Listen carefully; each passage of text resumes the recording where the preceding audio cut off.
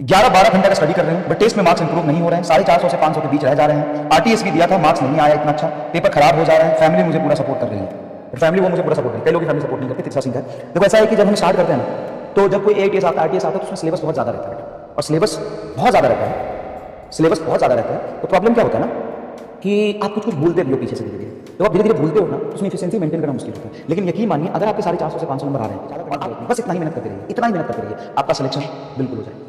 घबराओ मत, ये सबके साथ हो रहा है, आपके साथ भी हो रहा होगा। देखो यहाँ पे सेम सेम सेम सेम लिख रहे हैं बच्चे, सबके साथ हो रहा है। और यही रास्ता है सक्सेस तक जाने का। आपके पहले टेस्ट में 650 नंबर नहीं है, 700 नंबर नहीं है। आपके पहले टेस्ट में, पहले 10 टेस्ट में भी, 12 टेस्ट में आपके 500, 450, 350, अब इसी के आसपास रहेगी। आप अपनी कमियों को एनालाइज करिए, आप उस पर मेहनत करिए, फोकस से पढ़ाई करिए। जो चीजें थोड़ा थोड़ा बिखर रहा है उसको समेटने की कोशिश करिए। परफेक्शन की तलाश में मत जाइए कि आप सब कुछ कर पाएंगे, नहीं। जब आप करने जाएंगे तो कुछ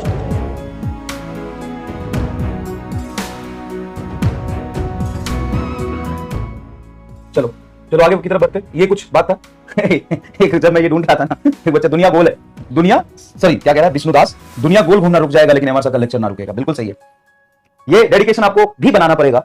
बिल्कुल, कल संडे था, 2 लेक्चर रिकॉर्ड किया, यकीन प्लस का कंटेंट तैयार किया। अब इस क्लास के बाद उसका लेक्चर रिकॉर्ड करूंगा, तो भाई अपने लिए तो मेहनत करिए। आप नहीं करेंगे तो नहीं हो पाएगा, ठीक है। कल का एक्स्ट्रा लेक्चर देख लीजिएगा, वो कंप्लीट हो जाएगा आपका थर्मोडायनेमिक्स। साथ साथ में ये था कुछ कि sir discuss about the student जो पूरा एफर्ट दे रहे हैं, मैंने अपना खुद बिल्कुल पूरा एफर्ट दे रहे हैं। 11-12 घंटे का स्टडी कर रहे हूँ बट टेस्ट में मार्क्स इंप्रूव नहीं हो रहे हैं। 450 से 500 के बीच रह जा रहे हैं। आरटीएस भी दिया था, मार्क्स नहीं आया इतना अच्छा, पेपर खराब हो जा रहा है। फैमिली मुझे पूरा सपोर्ट कर रही है, फैमिली वो मुझे पूरा सपोर्ट कर रही है। कई लोग फैमिली सपोर्ट नहीं करते, तीसरा सिंह है। देखो ऐसा है कि जब हम स्टार्ट करते हैं ना, तो जब कोई आईटीएस आता है तो उसमें सिलेबस बहुत ज्यादा रहता है बेटा, और सिलेबस बहुत ज्यादा रहता है, सिलेबस बहुत ज्यादा रहता है। तो प्रॉब्लम क्या होता है ना कि आप कुछ भूलते भी हो पीछे से धीरे धीरे। जब आप धीरे धीरे भूलते हो ना, उसमें एफिशिएंसी मेंटेन करना मुश्किल होता है। लेकिन यकीन मानिए, अगर आपके 450 से 500 नंबर आ रहे हैं और आप इतना ही मेहनत करते रहिए, ज्यादा करने की जरूरत नहीं, बस इतना ही मेहनत करते रहिए, इतना ही मेहनत करते रहिए, आपका सिलेक्शन बिल्कुल हो जाएगा। घबराओ मत, ये सबके साथ हो रहा है, आपके साथ भी हो रहा होगा। देखो यहाँ पे सेम सेम सेम सेम लिख रहे हैं बच्चे, सबके साथ हो रहा है। और यही रास्ता है सक्सेस तक जाने का। आपके पहले टेस्ट में 650 नंबर नहीं आएंगे, 700 नंबर नहीं आएंगे। आपके पहले टेस्ट में, पहले 10 टेस्ट में भी, 12 टेस्ट में आपके 500, 450, 350, अब इसी के आसपास रहेगी। आप अपनी कमियों को एनालाइज करिए, आप उस पर मेहनत करिए, फोकस से पढ़ाई करिए। जो चीजें थोड़ा थोड़ा बिखर रहा है उसको समेटने की कोशिश करिए। परफेक्शन की तलाश में मत जाइए कि आप सब कुछ कर पाएंगे, नहीं। जब आप करने जाएंगे तो कुछ ना कुछ कहीं छूटेगा। लेकिन आपको हिम्मत रखना है कि इतना आप कैसे लाए, बताइए। आप 450 से 500 नंबर कैसे लाए, 500 नंबर कैसे लाए बताओ। मेहनत किया होगा तभी आया है। उसी मेहनत को करते रहो, थोड़ा थोड़ा और सिस्टमैटिक तरीके से फोकस को बढ़ाओ, थोड़ा सा मेहनत को बढ़ाओ, फोकस ज्यादा बढ़ाओ। अगर आपको लग रहा है कि आप मैक्सिमम दे रहे हो तो करते रहो, और यकीन मानो ये इंप्रूव होगा। एक्सपीरियंस से बता रहा हूं, धीरे धीरे होगा।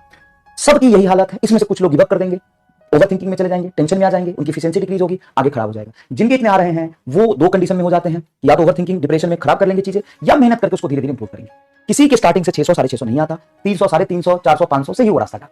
अब किसी के 150 आ रहे हैं तो बेटा तू बायोलॉजी पर जाके पहले बायोलॉजी पर गया, फिर आगे देखें। चलिए राधे राधे सर, कैसे पता चलेगा कि वर्क निकालना है और गैस के रिस्पेक्ट में निकालना एक्सटर्नल फोर्स? देखो फिजिक्स में, केमिस्ट्री का मुझे नहीं पता, नहीं ना मैंने पढ़ी ना कभी पढ़ाया। फिजिक्स का मुझे पता है कि यहाँ पे जो हम वर्क लिखते हैं वो बाई गैस ही लिखते हैं, बाई गैस ही लेते हैं। तो सिर्फ वर्क पूछे तो आप बाई गैस लेंगे, बाई सिस्टम लेंगे, ऑन द सिस्टम की बात नहीं करेंगे। ऑन द सिस्टम जब क्वेश्चन में लिखा होगा तब उसको कंसीडर करेंगे। यहाँ पे dq बराबर dw प्लस du लेते हैं, तो इसमें dw work done by the gas है। अगर गैस ने वर्क किया है तो ये पॉजिटिव आएगा, गैस पर वर्क हुआ है तो ये निगेटिव आएगा, ठीक है ना।